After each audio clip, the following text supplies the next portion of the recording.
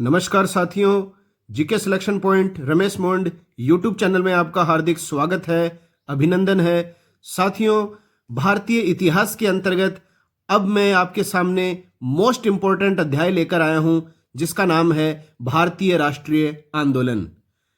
1885 से लेकर 1947 तक का संपूर्ण राष्ट्रीय आंदोलन मैं आपके बीच मेरे इस यूट्यूब चैनल के माध्यम से प्रस्तुत करूंगा। साथियों, आज भाग 1 के अंतर्गत हम 2 टॉपिक्स की बात करेंगे। पहला टॉपिक है भारत में राष्ट्रवाद या राष्ट्रीय चेतना के उदय के कारण, और दूसरे टॉपिक पर हम चर्चा करेंगे कांग्रेस स्थापना से पूर्व स्थापित राजनीतिक संस्थाएं। मतलब कांग्रेस की स्थापना से पहले भारत में कौन कौन सी राजनीतिक संस्थाएं स्थापित की गईं, उनके बारे में हम विस्तार से चर्चा करेंगे। साथियों, अगर आप किसी भी प्रतियोगी परीक्षा की तैयारी कर रहे हो, चाहे आप आरएस की तैयारी कर रहे हो, शिक्षक भर्ती की तैयारी कर रहे हो, रिट की तैयारी कर रहे हैं, फर्स्ट ग्रेड, सेकंड ग्रेड, और अगर आपका व्याख्याता परीक्षा में इतिहास विषय है, तो इससे बेटर प्लेटफॉर्म आपको कहीं नहीं मिल सकता, क्योंकि इतिहास से संबंधित जितने भी टॉपिक्स मैंने आपके बीच मेरे इस यूट्यूब चैनल के माध्यम से प्रस्तुत किए हैं वो अपने आप में परिपूर्ण हैं। अगर आपने ये टॉपिक्स वीडियो के माध्यम से मेरे इस यूट्यूब चैनल से देख लिए हैं तो किसी भी स्थिति में आपका प्रश्न गलत होने की संभावना न के बराबर रहेगी। साथियों, अगर मेरी मेहनत आपको अच्छी लगे, वीडियो पसंद आए, तो मुझे मोटिवेशन के लिए लाइक ज़रूर किया करें, अधिक से अधिक साथियों में वीडियो को शेयर करें, और यदि चैनल पर नए विजिटर हैं, चैनल पर सब्सक्राइब नहीं किया है तो सब्सक्राइब कर लें, ताकि हर बुधवार तथा शनिवार को सुबह 9 बजे मेरे द्वारा प्रस्तुत वीडियो का नोटिफिकेशन सबसे पहले आपको मिल सके। और ये नोटिफिकेशन आपको तभी मिलेगा जब आप बेल आइकन को क्लिक करेंगे। तो शुरू करते हैं आज की वीडियो, भारत में राष्ट्रवाद का उदय, rise of nationalism in India. देखिए साथियों, सबसे पहले अपन बात करेंगे राष्ट्रवाद या राष्ट्रीय चेतना के उदय के कारण। कौन कौन से कारण रहे हैं भारतीय जनता में जिन्होंने राष्ट्रीय चेतना को जागृत किया। सबसे पहला कारण है अंग्रेजी राज का प्रभाव व राजनीतिक एकता। ये कारण आपको ध्यान में रखने हैं, परीक्षाओं में कारण पूछे जाते हैं। दूसरा है प्रशासनिक एकता की स्थापना। तीसरा है आधुनिक शिक्षा का प्रारंभ। चौथा है संचार के साधनों का विकास। पांचवा कारण है समाचार पत्रों का योगदान। छठा है धर्म सुधार आंदोलनों का प्रभाव। सातवां कारण है ब्रिटेन द्वारा भारतीयों का आर्थिक शोषण। आठवां कारण है लॉर्ड लिटन वायसराय की प्रतिक्रियावादी नीतियां। कौन कौन सी प्रतिक्रियावादी नीतियां लिटन के द्वारा अपनाई गई थीं? इन्होंने लागू किया था vernacular press act, arms act, और भारतीय सिविल सेवा में आयु जो सीमा है उसमें इन्होंने कमी कर दी थी। इसके अलावा इन्होंने दिल्ली दरबार का आयोजन किया। तो ये जो 3-4 कार्य जो लिटन के द्वारा किए गए थे, इसने भारतीय जनता में राजनीतिक चेतना को जागृत किया। इसके अलावा वायसराय रिपन के समय इल्बर्ट बिल का जो विवाद था, ये भी राष्ट्रीय चेतना के उदय का प्रमुख कारण माना जाता है। तो साथियों, अंग्रेजी सरकार के द्वारा जो भी कार्य किए जा रहे थे, चाहे वो अच्छे किए जा रहे हों, चाहे वो गलत किए जा रहे हों, यदि भारतीय जनता में राजनीतिक चेतना जागृत नहीं होगी तो यहाँ की जनता को कैसे पता चलेगा कि ये कार्य हमारे हित में है या नहीं है। तो यही है राष्ट्रवाद या राष्ट्रीय चेतना, और इसके जो कारण हैं ये आपको अच्छी तरह ध्यान में रखने हैं। अब इसके बाद में बात करेंगे अपन कांग्रेस की स्थापना से पूर्व स्थापित राजनीतिक संस्थाएं। इसमें से परीक्षाओं में प्रश्न निश्चित रूप से पूछा जाता है। हम लोग क्या करते हैं, कांग्रेस की स्थापना के पश्चात से पढ़ना प्रारंभ करते हैं, और प्रश्न आ जाता है कांग्रेस की स्थापना से पहले कौन कौन सी राजनीतिक संस्थाएं भारत में स्थापित की गई थीं। सबसे पहले आता है साथियों 1836 में बंग भाषा प्रकाशन सभा की स्थापना हुई। ये आपको ध्यान में रखना है, इसमें वर्ष पूछा जाता है। बंग भाषा प्रकाशन सभा की स्थापना कब हुई थी? तो ये हुई थी 1836 में। तो कांग्रेस की स्थापना से पहले भारत में स्थापित होने वाली पहली राजनीतिक संस्था कौन सी थी? तो वो थी बंग भाषा प्रकाशन सभा। इसके बाद में है 1838 में कौन सी राजनीतिक संस्था स्थापित की गई? Land holders society. ये कई बार परीक्षाओं में आता है। लैंड होल्डर्स सोसाइटी जो राजनीतिक संस्था थी, इसकी स्थापना कलकत्ता में की गई थी द्वारकानाथ टैगोर के द्वारा। तो द्वारकानाथ टैगोर ने कलकत्ता में इसकी स्थापना की थी, लैंड होल्डर्स सोसाइटी। और भारत की प्रथम राजनीतिक संस्था मानी जाती है ये। तो भारत की प्रथम राजनीतिक संस्था किसे माना जाता है? तो वो है लैंड होल्डर्स सोसाइटी। इसके अन्य जो सदस्य थे द्वारकानाथ टैगोर के अतिरिक्त, वो कौन कौन से थे? तो ये आपको ध्यान में रखना है। प्रसन्न कुमार ठाकुर, राधाकांत देव, ये दो जो हैं वो इस राजनीतिक संस्था के अन्य सदस्य थे। अब देखिए साथियों, लैंड होल्डर्स सोसाइटी ब्रिटेन में एडम्स द्वारा स्थापित ब्रिटिश इंडिया सोसाइटी का भी सहयोग करती थी। तो ब्रिटेन में एडम्स के द्वारा स्थापित की गई थी संस्था ब्रिटिश इंडिया सोसाइटी। इस सोसाइटी का भी सहयोग करती थी लैंड होल्डर्स सोसाइटी। और लैंड होल्डर्स सोसाइटी का जो उद्देश्य था वो क्या था? बंगाल, बिहार और उड़ीसा के जमींदारों के हितों की रक्षा करना। अगला है 1843 में संस्था स्थापित की गई थी बंगाल ब्रिटिश एसोसिएशन, या इसका दूसरा नाम भी आ जाता है कई बार, बंगाल इंडिया सोसाइटी। इसकी स्थापना भी द्वारकानाथ टैगोर के द्वारा की गई थी कलकत्ता में। अनेक अंग्रेज जो थे वो इस एसोसिएशन के सदस्य थे और इस सोसाइटी की अध्यक्षता एक बार जॉर्ज थॉमसन के द्वारा भी की गई थी। तो वह राजनीतिक संस्था जिसकी एक बार अध्यक्षता जॉर्ज थॉमसन ने की, तो वो संस्था है बंगाल ब्रिटिश एसोसिएशन या बंगाल इंडिया सोसाइटी। मेन बात आपको ध्यान में रखनी है कि संस्था की स्थापना किस वर्ष हुई और इसका संस्थापक कौन था, कौन से स्थान पर इसकी स्थापना की गई थी। अगला है 1851। 1851 में लैंड होल्डर्स सोसाइटी और बंगाल ब्रिटिश एसोसिएशन को मिला दिया गया। देखिए, लैंड होल्डर्स सोसाइटी जिसकी स्थापना 1838 में हुई थी उसको, और 1843 की संस्था बंगाल ब्रिटिश एसोसिएशन, दोनों को मिला दिया गया और दोनों को मिलाकर एक संस्था का गठन किया गया जिसका नाम था ब्रिटिश इंडियन एसोसिएशन। तो ब्रिटिश इंडियन एसोसिएशन की स्थापना कौन सी दो राजनीतिक संस्थाओं को मिलाकर की गई थी? लैंड होल्डर्स सोसाइटी और बंगाल ब्रिटिश एसोसिएशन को मिलाकर। कौन से वर्ष? 1851 में। अब देखिए साथियों, ब्रिटिश इंडियन एसोसिएशन जो संस्था थी, इसके संस्थापकों में 4 व्यक्ति शामिल थे। मतलब 4 व्यक्तियों के द्वारा संयुक्त रूप से इस राजनीतिक संस्था की स्थापना की गई थी। तो कौन कौन थे वो व्यक्ति? देवेंद्रनाथ टैगोर, राधाकांत देव, ये इसके प्रथम अध्यक्ष थे, ध्यान में रखना है। ब्रिटिश इंडियन एसोसिएशन के प्रथम अध्यक्ष कौन थे? तो वो थे राधाकांत देव। इसके अलावा राजेंद्र लाल मित्र और हरीश चंद्र मुखर्जी, ये 4 थे इस राजनीतिक संस्था के संस्थापक। और देखिए, हिंदू पैट्रियट जो समाचार पत्र होता था वो इस संस्था का मुख्य पत्र था। तो ब्रिटिश इंडियन एसोसिएशन का जो मुख्य समाचार पत्र था वो कौन सा था? हिंदू पैट्रियट। और इस संस्था का उद्देश्य क्या है? तो कई बार परीक्षा में उद्देश्य भी आ जाता है।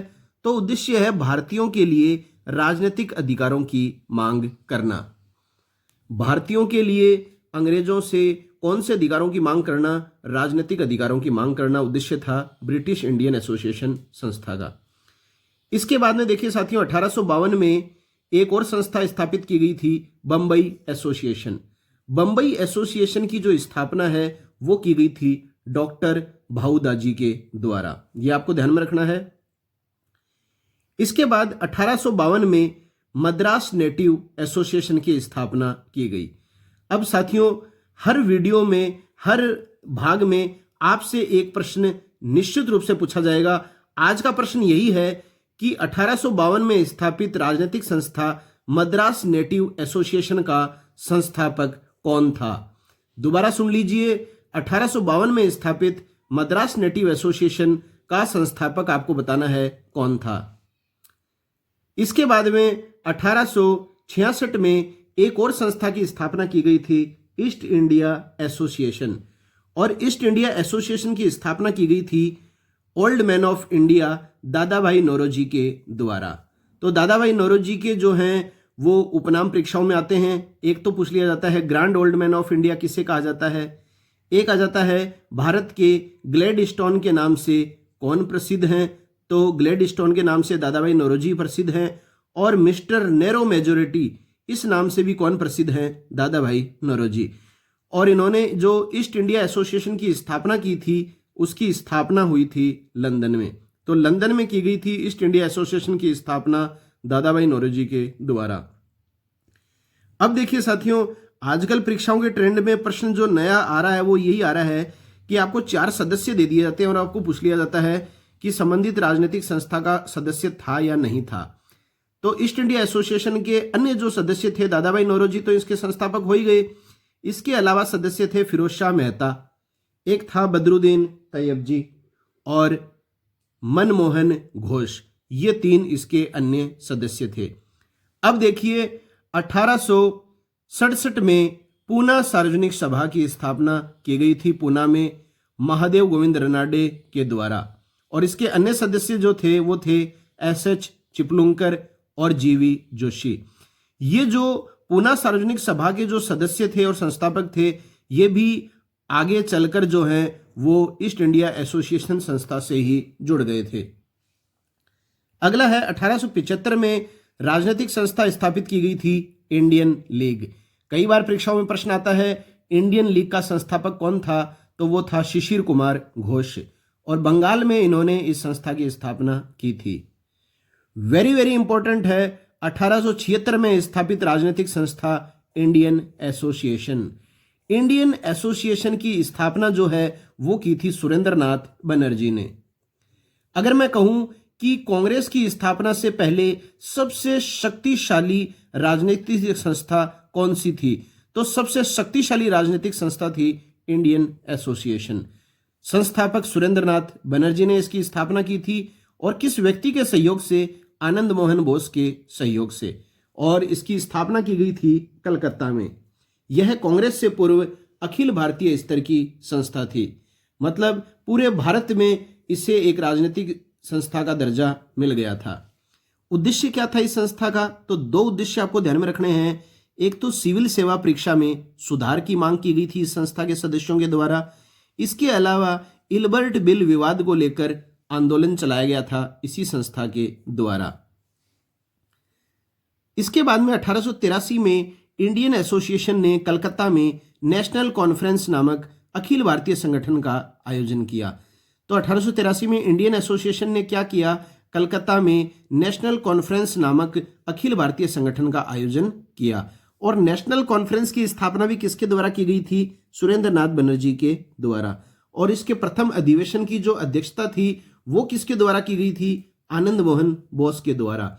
तो प्रश्न 2 आते हैं साथियों, नेशनल कॉन्फ्रेंस की स्थापना सुरेंद्र नाथ बनर्जी ने की और नेशनल कॉन्फ्रेंस संस्था के प्रथम अधिवेशन की अध्यक्षता किसने की, तो अध्यक्षता की थी आनंद मोहन बोस ने।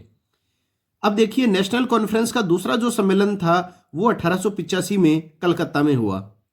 यह आपको ध्यान में रखना है। नेशनल कॉन्फ्रेंस का पहला जो सम्मेलन हुआ था उसके बारे में हमने यही जानकारी प्राप्त की है कि उसकी अध्यक्षता आनंद मोहन बोस के द्वारा की गई थी। और दूसरा जो सम्मेलन हुआ था 1885 में कलकत्ता में, इस समय बंबई में भी कांग्रेस का अधिवेशन हो रहा था। इसी कारण से सुरेंद्र नाथ बनर्जी ने कांग्रेस के प्रथम अधिवेशन में भाग नहीं लिया। तो प्रश्न ये आ सकता है कि सुरेंद्र नाथ बनर्जी जो कांग्रेस के अग्रणी नेता थे वो कांग्रेस के प्रथम अधिवेशन में भाग क्यों नहीं ले पाए। तो क्यों नहीं ले पाए, क्योंकि नेशनल कॉन्फ्रेंस का दूसरा अधिवेशन उसी वर्ष, जिस वर्ष कांग्रेस का अधिवेशन बंबई में हो रहा था, उसी वर्ष इस कॉन्फ्रेंस का अधिवेशन कहाँ हो रहा था, कलकत्ता में हो रहा था। इस वजह से सुरेंद्र नाथ बनर्जी कांग्रेस के प्रथम अधिवेशन में भाग नहीं ले पाए। साथियों, कांग्रेस के अधिवेशनों से संबंधित संपूर्ण वीडियो मैं आपके बीच पहले भी प्रदर्शित कर चुका हूं। अगर आपने वो वीडियो नहीं देखा है तो आप जरूर देखिए, उसमें से आपकी आगामी परीक्षा में निश्चित प्रश्न बनेगा। इस वीडियो के आई बटन से आप वो दोनों अधिवेशनों के भाग सुभांति देख सकते हैं। अब देखिए साथियों, वेरी इंपॉर्टेंट क्वेश्चन है कि कौन से वर्ष इस नेशनल कॉन्फ्रेंस का भारतीय राष्ट्रीय कांग्रेस में विलय हुआ। तो नेशनल कॉन्फ्रेंस का भारतीय राष्ट्रीय कांग्रेस में विलय हुआ था 1886 में। ध्यान में रखना आपको। और किसके द्वारा इसका विलय किया गया था कांग्रेस में, नेशनल कॉन्फ्रेंस का? तो सुरेंद्रनाथ बनर्जी के द्वारा, क्योंकि ये इसके संस्थापक थे। अगला है 1884 में। 1884 में मद्रास महाजन सभा की स्थापना हुई। तो मद्रास महाजन सभा की स्थापना जो है वो किस वर्ष हुई? 1884 में। और किसके द्वारा की गई? तो देखिए साथियों, ये पहला नाम आपको विशेष रूप से ध्यान में रखना है, यही परीक्षाओं में आता है मोस्टली, पी आनंद चार्लू। इसके अलावा 3 और भी सदस्य हैं जिनके नाम आपको ध्यान में रखने हैं, जो मद्रास महाजन सभा के अग्रणी सदस्य माने जाते हैं। ए वीर राघव चेरियर, जी सुब्रमण्यम अय्यर और गुजुलू लक्ष्मी नारसू। ये तीनों भी इस मद्रास महाजन सभा के अग्रणी सदस्य थे और संस्थापक थे पी आनंद चार्लू। उद्देश्य क्या था मद्रास महाजन सभा का? तो उद्देश्य था स्थानीय संगठनों व संस्थाओं के कार्यों का मूल्यांकन करना। अगला है 1885 में बॉम्बे प्रेसिडेंसी एसोसिएशन की स्थापना हुई। तो बॉम्बे प्रेसिडेंसी एसोसिएशन की स्थापना 1885 में की गई थी और 3 व्यक्तियों के द्वारा इसकी स्थापना की गई थी, फिरोज शाह मेहता, बदरुद्दीन तैयब जी और केटी तेलंग। इस प्रकार निष्कर्ष के रूप में यह कहा जा सकता है कि कांग्रेस की स्थापना से पूर्व स्थापित संगठन बड़े जमींदारों या अंग्रेजी पढ़े लिखे लोगों के संगठन थे। तो यह बात एकदम क्लियर हो चुकी है कि जितने भी राजनीतिक संस्था कांग्रेस की स्थापना से पूर्व स्थापित हुए थे, उनमें कौन सदस्य थे? या तो बड़े जमींदार लोग सदस्य थे या अंग्रेजी पढ़े लिखे लोग ही ऐसे संगठनों के सदस्य थे। और इनका उद्देश्य जो था वो अंग्रेजी शासन से मुक्ति पाना नहीं था। यह आपको ध्यान में रखना है, इन संस्थाओं का उद्देश्य अंग्रेजी शासन से मुक्ति पाना नहीं था और इन संगठनों ने देश में राजनीतिक चेतना जगाने का कार्य किया। तो साथियों, यह है आज की हमारी वीडियो, जिसमें हमने भारतीय राष्ट्रवाद के उदय के कारण पढ़े और कांग्रेस की स्थापना से पूर्व भारत में जो राजनीतिक संस्थाएं स्थापित की गईं उनके बारे में जानकारी प्राप्त की। अगर जानकारी पसंद आई है तो लाइक जरूर किया करें, अधिक से अधिक साथियों में शेयर करें। चैनल पर नए हैं तो चैनल को सब्सक्राइब करें, बेल आइकन को दबाएं ताकि मेरे द्वारा प्रदर्शित हर बुधवार तथा शनिवार को सुबह 9 बजे की वीडियो का नोटिफिकेशन सबसे पहले आप तक पहुंच सके। मिलते हैं नई वीडियो में, तब तक के लिए जय हिंद, जय भारत, वंदे मातरम।